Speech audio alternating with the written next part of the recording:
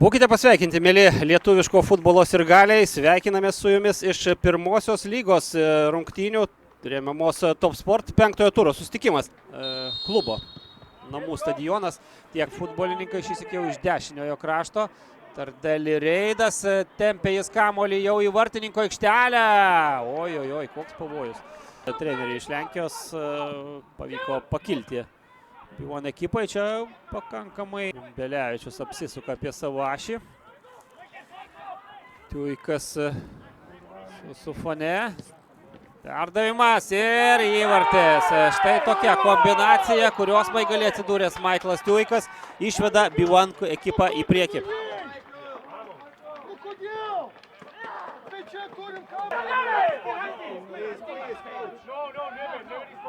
Tas Dedura prieš varžovą, griūna jis, čia smūgis.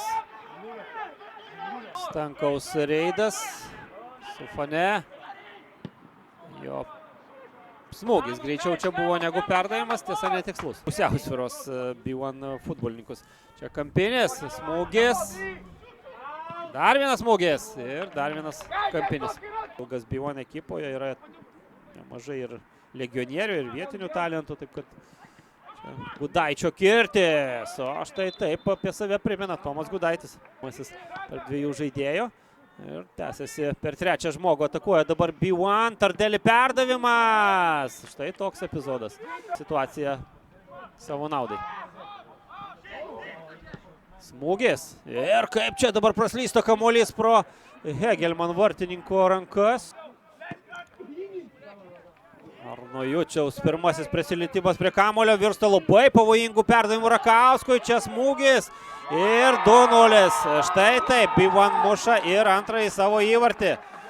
Kasgi kitas, jei ne Tomas Gudaitis, pasiunčia kamuolį į vartų tinklą.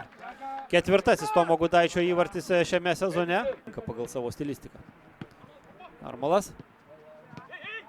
Jucius perima kamuolį, Arno Juciaus Reidas, tęsiasi Tuikas ir 3-0.